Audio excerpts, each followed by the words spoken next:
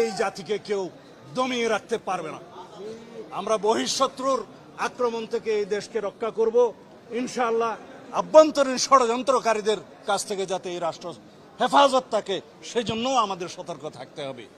এই মুহূর্তে আমাদের সবচেয়ে বড় দরকার আমরা সবাই ধৈর্য ধারণ করি, শৃঙ্খলা ফিরিয়ে আনি, সমস্ত জায়গায় আইন শৃঙ্খলা পরিস্থিতির উন্নতি করি এবং আমরা যেন সকল গোষ্ঠীর সমস্ত ধর্ম বর্ণ দল মত নির্বিশেষে সকলকে সমভাবে যেন আমরা সমদৃষ্টিতে দেখি এবং এই দেশের সকলকে আমরা বাংলাদেশী হিসাবে যেন আমরা তাদেরকে মূল্যায়ন করি এবং দেখি।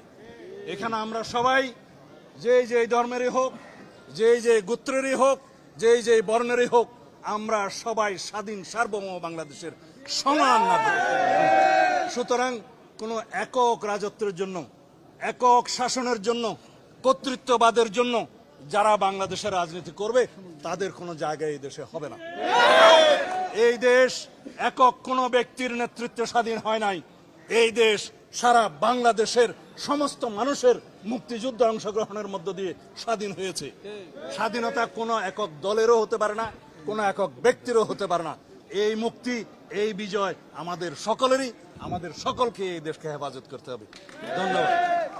বাংলাদেশ জিন্দাবাদ। জিয়া তোমায় মনে পড়ে আজকে